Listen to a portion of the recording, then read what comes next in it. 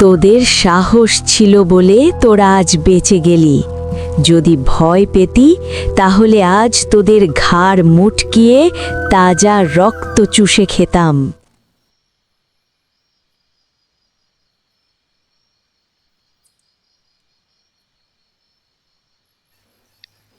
প্রতিদিনের মতো সন্ধ্যা নামতেই হরিহর রায়ের চায়ের দোকানে হালকা আড্ডা জমেছে। বাইরে হালকা শীতল বাতাস বইছে, আর এদিকে হরিহর রায়ের চায়ের দোকানের ছাউনির নিচে একটা ছোট লাইট জ্বলছে, আর চায়ের কেটলির নিচে দাও দাও করে আগুন জ্বলছে। এমন সময় দোকানদার হরিহর রায় বলে উঠল, এই নাও বানু কাকা, এই চাটা খাও। এই চাটা খেলে তোমার মাথার ব্যথাটার লেজ গুটিয়ে পালিয়ে যাবে। হ্যাঁ রে হরিহর, ঠিকই বলেছিস। আমার অসুখ বিসুখ হলে আর হাসপাতালে যেতে হয় না। তোর চাটা খেলে আমার মাথার ব্যথাটা কমে যায়। আচ্ছা, হরিহর রায়ের চায়ের দোকানে অনেক প্রশংসা শুনলাম। তা ভানু কাকা, আজকে কোনো গল্প টল্প হবে নাকি? আরে অস্থির হচ্ছিস কেন? আগে চাটা খাই, তারপর গল্পটা শুরু করি। আজকের গল্পটা একটু অন্যরকম হবে। এই ভয়ঙ্কর ঘটনাটা আমার বড় ভাইয়ের ছেলে ও তার ভাইপোর সাথে হয়েছিল। এই গল্পটা অনেক ভয়ঙ্কর। এটা একটা সত্য ঘটনা। শোন তাহলে।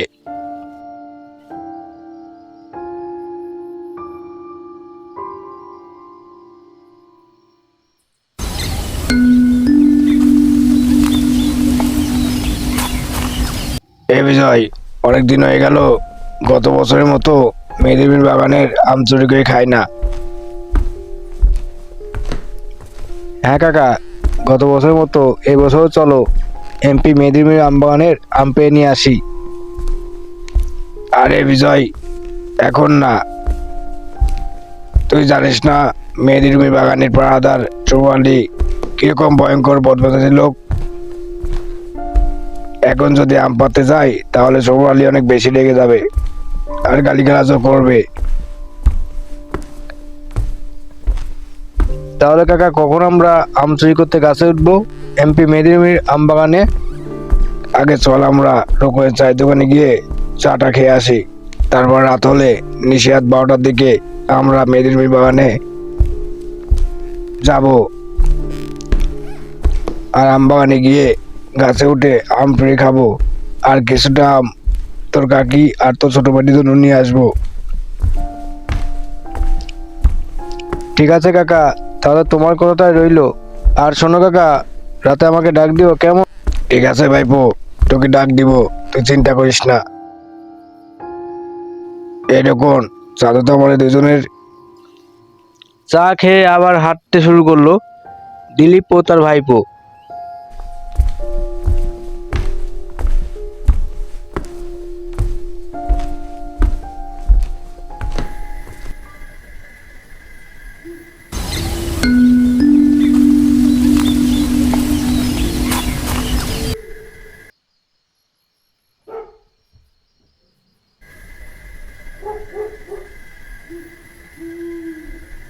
অনেক রাত হয়ে গেছে, ভাইপোকে এবার ডাক দিয়ে নিয়ে আসি।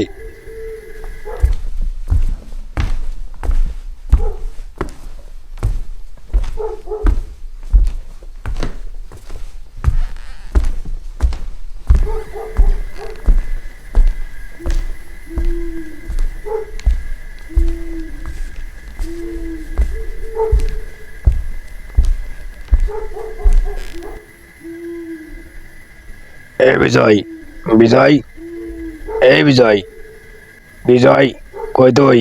ঘুম থেকে উঠ, তাড়াতাড়ি ঘুম থেকে উঠে আয়। অনেক রাত হয়ে গেছে, তাড়াতাড়ি উঠে আয়।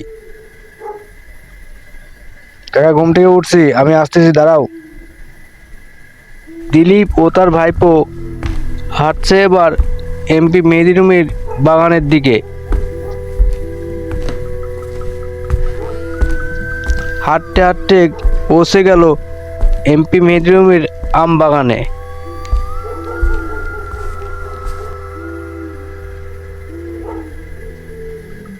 প্রথমে এই গাছটিতে উঠি, তুই আগে উঠবি নাকি আমি উঠবো? না কাকা, আগে আমি উঠি। ঠিক আছে বিজয়, তুই তাহলে আগে ওঠ।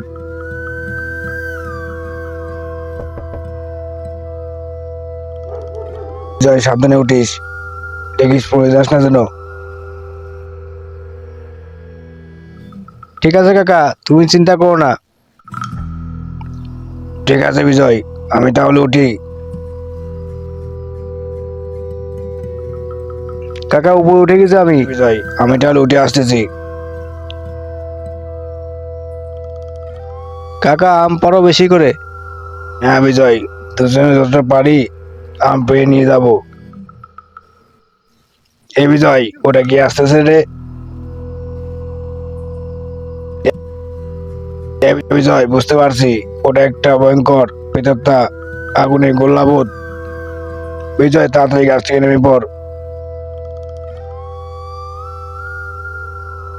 ঠিক আছে কাকা, নেমে পড়তেছি, তুমিও তাড়াতাড়ি নেমে আসো। আচ্ছা বিজয়, গাছ থেকে সাবধানে নামিস তাহলে।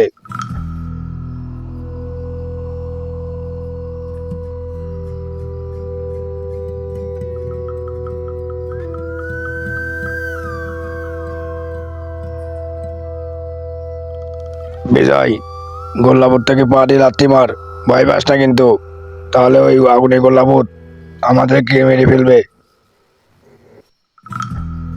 হ্যাঁ কাকা, আমিও লাথি মারছি। কাকা তোমার এখানে গেছে, তুমিও লাথি মারো।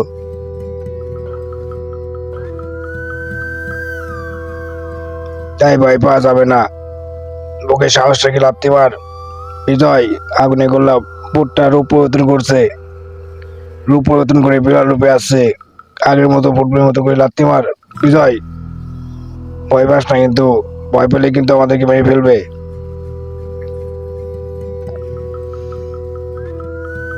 ঠিক আছে কাকা, শালা পেটার থেকে ফুটবলের মতো লাথি মারছি।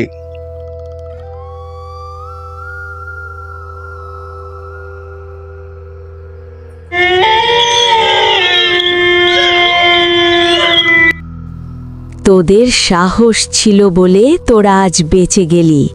যদি ভয় পেতি তাহলে আজ তোদের ঘাড় মুটকিয়ে তাজা রক্ত চুষে খেতাম। গল্পটা শুনে কেমন লাগলো? ঠিক আছে মানিক, অনেক রাত হলো, যাই তাহলে। ঠিক আছে বানু কাকা, যাও তাহলে।